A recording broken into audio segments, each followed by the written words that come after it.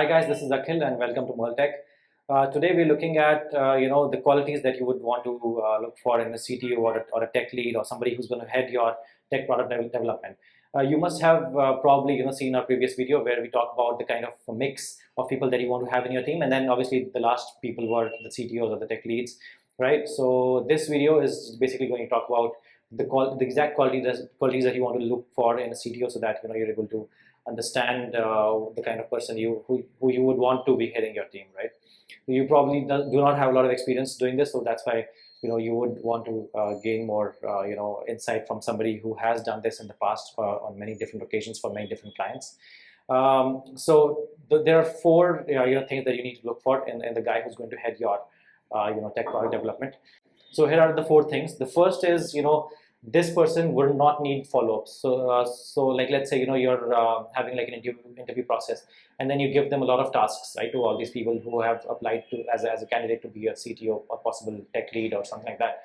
And then you give them some tasks, and then if you're not having to follow up with them, and then and then they're coming back to you with all the updates and all the tasks that they've done, then that's a really good sign. And if you're having to follow up with them consistently, where's the task, what happened, that's a red flag. You don't want a person who's somebody who does not take a lot of initiative, somebody who needs to be followed up with.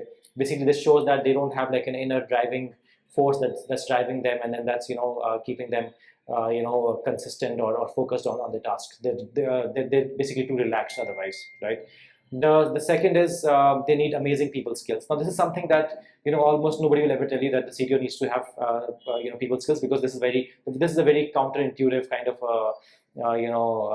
advice, right? Why would a tech guy or a CTO need people skills? But let me tell you, this is highly critical. The thing is that these guys, the CTOs, are some people who are going to be looked up at by your other developers, right? They're going to come to this guy with very difficult problems or some issues that they're not able to solve, or and this guy is probably going to head the complete architecture or ensure that everybody is working smoothly. Now, what ends up happening is that if you have a CTO who is very selfish and who keeps taking a lot of credit away from these guys, and who always wants to be in the limelight, or always wants to take credit for everything, that's going to demotivate the team a lot. So this guy needs to have like almost zero ego, zero attention grabbing, need to grab any attention. And this guy also needs to be somebody who would always nurture these developers, who would ensure that these guys are also growing from a base level, because you don't want just one leader, right? You want to ensure that all of the developers are getting groomed and getting trained as leaders, so that they can also head up bigger positions when the company scales up.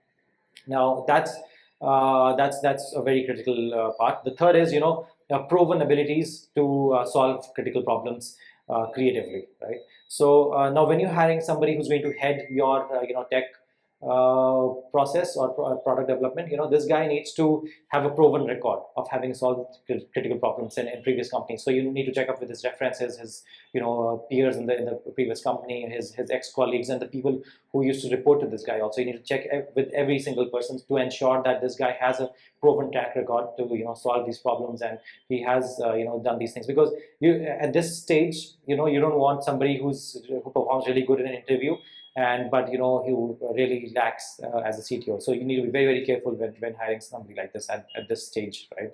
The fourth point is versatility. Now this is a very important point as well, in the sense this guy should have worked across different teams, different regions, different technologies, ethnicities, and companies. This ensures that he has a good experience, and he has a deep, extensive, and intensive experience of working on different projects and technologies and people, right? So he can navigate all these waters if big problems arise, and also he can adapt very quickly to different situations. And you need a very versatile CTO. So he should not just constrain to just one technology, right? He needs to be able to apply that to different technologies as well. So these are the four really critical things that you need to look for in a CTO when you're hiring somebody to head your product development process. So I hope this video was very helpful for you. And so we are a product development firm, Mertech. So if you probably want to outsource your product development to another company, or you're looking for developers to work with you at a for a longer period of time, or on a short contract, doesn't matter. You can always hit us up in the link of email below and the website below. Thanks a lot. Thank you for watching.